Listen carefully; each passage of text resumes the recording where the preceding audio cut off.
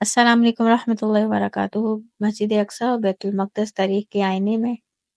اس موضوع پہ ہمارے لیکچرز آج کل چل رہے ہیں۔ آج ہم پڑھیں گے بیت المقدس پر مسلمانوں کا قبضہ کب ہوا۔ حضرت عمر رضی اللہ تعالیٰ عنہ کے دور میں بیت المقدس پر مسلمانوں کا قبضہ ہوا۔ حضرت عمر رضی اللہ تعالیٰ عنہ 17 ہجری میں اپنے دور خلافت میں بیت المقدس کی فتح کے بعد تشریف لائے۔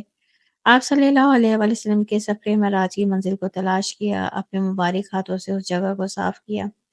وہاں مسجد کی تعمیر کا حکم دیا اور وہاں حضرت بلال رضی اللہ تعالیٰ عنہ کو اذان دینے کا حکم دیا، پھر خود نماز پڑھائی۔ 705 عیسوی میں مسجد اقصی مکمل ہوئی، 5 بار اس کی تعمیر ہوئی۔ موجودہ تعمیر 1035 عیسوی کی ہے۔ اس مسجد میں 50,000 مسلمان نماز پڑھ سکتے ہیں۔ 1099 عیسوی 492 ہجری کو بیت المقدس پر عیسائیوں نے حملہ کر کے اس پر دوبارہ قبضہ کر لیا اور 70,000 مسلمان مردوں، عورتوں، بچوں کا قتل عام کیا گیا اور مسجد کو گرجے میں دوبارہ تبدیل کر دیا گیا۔ 1187 عیسوی 583 ہجری میں صلاح الدین ایوبی نے بیت المقدس کو دوبارہ فتح کیا اور عیسائیوں کے قبضے سے اس کو چھڑایا۔ جب صلاح الدین ایوبی نے بیت المقدس کو دوبارہ فتح کیا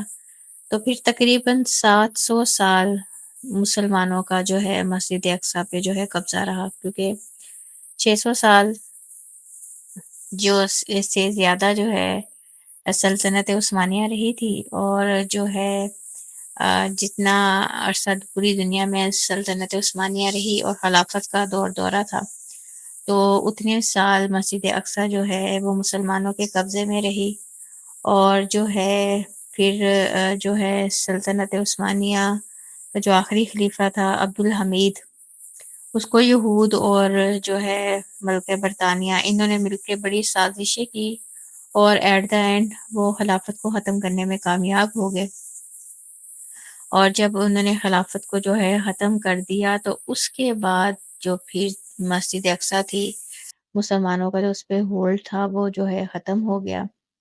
اور پہلی جنگ عظیم کے دوران ستمبر 1917 عیسوی میں خلافت عثمانیہ کے خاتمے کے بعد انگریزوں نے بیت المقدس اور فلسطین پہ قبضہ کر کے یہودیوں کو یہاں آباد ہونے کی اجازت دی، اور تمام دنیا کے یہود نے فلسطین ہجرت کرنا شروع کر دی۔ اس سے پہلے فلسطینی جو لوگ تھے، انہوں نے یہودیوں نے بڑی کوشش کی تھی کہ وہ کسی طرح وہاں کی زمینیں خرید لیں،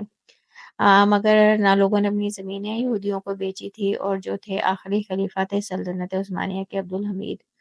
انہوں نے بھی یہودیوں کو وہاں جگہ خریدنے نہیں دی۔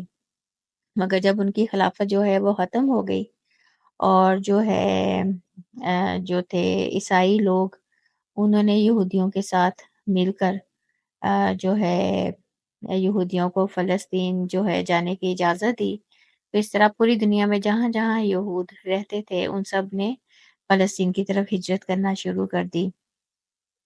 فلسطین کو عربوں اور یہودیوں میں کسی نے تقسیم کروایا۔ یہود و نصارہ کی سازش کے تحت نومبر 1947 میں اقوام متحدہ کی جنرل اسمبلی نے دھاندلی سے کام لیتے ہوئے فلسطین کو عربوں اور یہودیوں کے درمیان وہ تقسیم کر دیا۔ اسرائیل یہ 14 مئی 1948 میں اس نے اپنے قیام کا اعلان کیا، اور جب اس نے 14 مئی 1948 کو اپنے قیام کا اعلان کر دیا، کیونکہ اس سے پہلے ہم نے پڑھا ہے کہ 1947 میں اقوام متحدہ کی جو جنرل اسمبلی نے کیا دھاندلی سے کام لیا، کیونکہ یہود ہم نے پیچھے بھی پڑھا تھا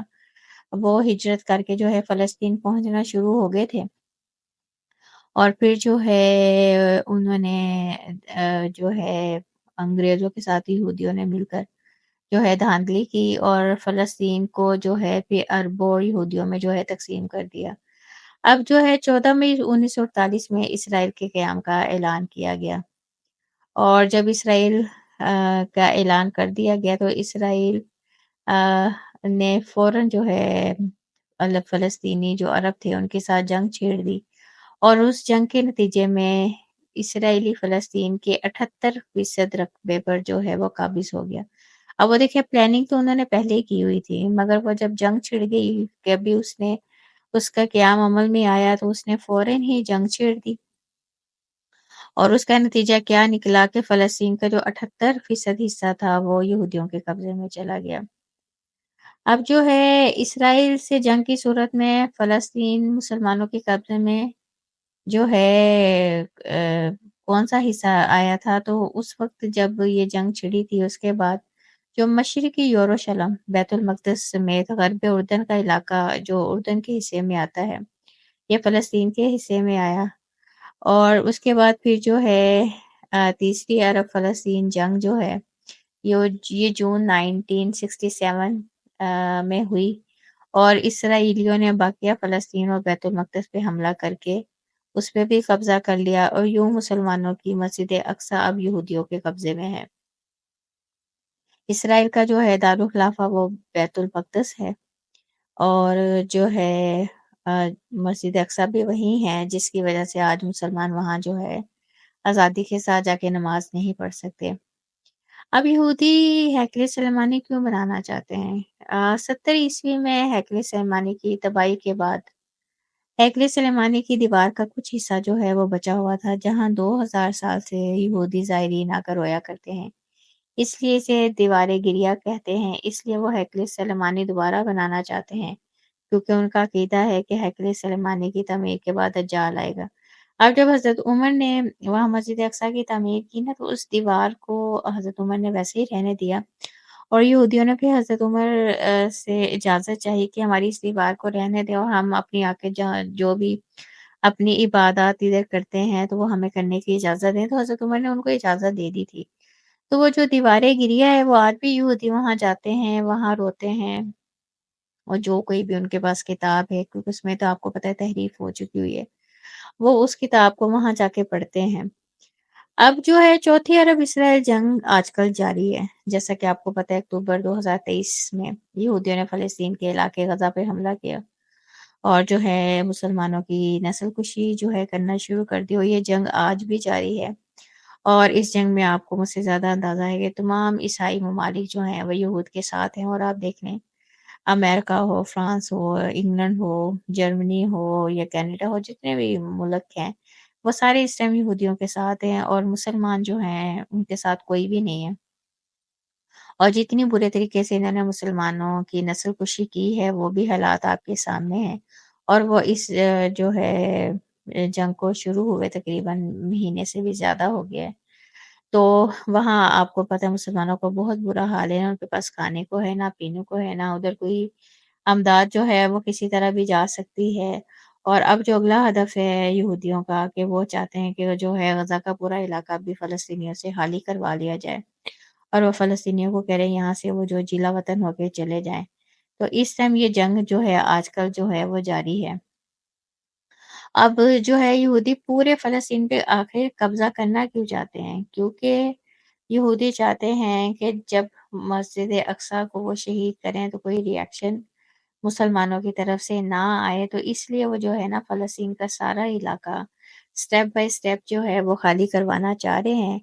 اور اسے جب وہ سارا علاقہ مسلمانوں سے خالی کروا لیں گے، اور اسلامی ممالک کو آپ کو پتہ ہے ان کے جو رائٹ لیفٹ اردن ہے، شام ہے، وہ سارا انہوں نے اس کو کمزور کر دیا ہے،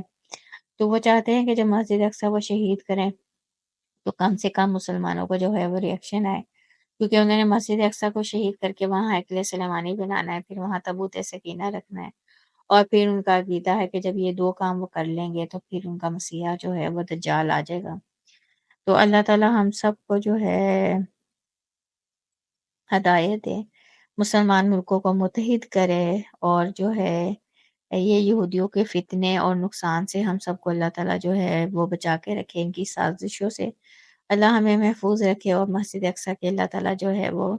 حفاظت کرے، آمین۔ ربنا تقبل منا انک انت السمیع العلیم